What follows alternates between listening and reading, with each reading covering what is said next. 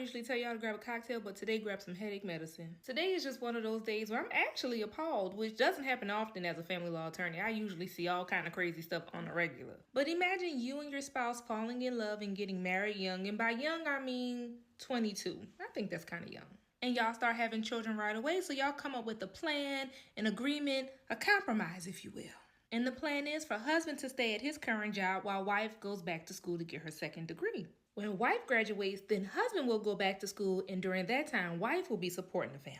Wife has the dream career she's always wanted, and now husband is applying to schools. And husband wants to go to school to be a physician assistant. And if you know anything about being a PA, I really think it's a cool job. I had a client years ago who was a PA. It was a custody case, and he made about $300,000 a year and worked 3 days a week. But back to this story. So husband applies, he gets into PA school, everybody's so excited. They also decided that they were not going to take out any student loans for husband's program. Wife did take out student loans when she was in school, and they just didn't want to get into any more debt, so they decided to pay his tuition out of pocket. Just for context, wife has a great career, they can afford it with a couple sacrifices, so that's the plan. Husband has been withdrawing his tuition from their joint account every semester, like they planned. And such is life, a hiccup happens, and wife is no longer at her current job. She tells her husband, no, baby, please don't drop out of school. I will figure this out. You supported me when I did it. Don't worry. I will figure it out. So wife takes out a personal loan to pay for husband's tuition. Husband is so grateful, and he tells her, I promise when I graduate,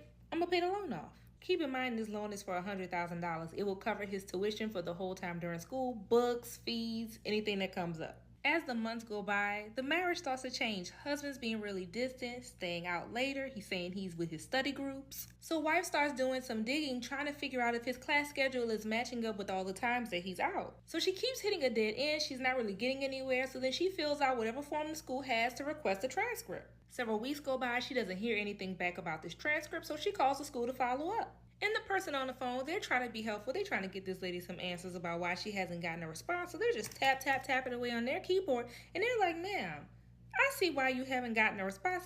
There's no one enrolled here by that name. And wife's like, come again? Because I must didn't hear you clearly. She repeats his name, his date of birth, his social, and the person's confirming on the other end of the phone, ma'am, he don't go here. Wife decides to hire one of the best divorce attorneys in Dallas, Texas. And just shout out to my amazing team who discovered that all of those days that he was leaving for class, he was on the other side of town with his other family. And every semester when he's making these large withdrawals to pay his tuition, well, guess what? He's really supporting his other family. So this brings me to one of my favorite divorce actions. Fraud on the community estate. I mean, I must say, there are some times being in a community property state that it comes to bite you in the butt, but then there's other times where it's just so sweet. Ta-ta for now, because I have to go subpoena a mistress and serve some discovery to her. Of course I have to find out how much of these community property funds she's been receiving and enjoying. On second thought, I'm gonna wait to serve that tomorrow, on a Friday. Ruin their little weekend. I'm so mean.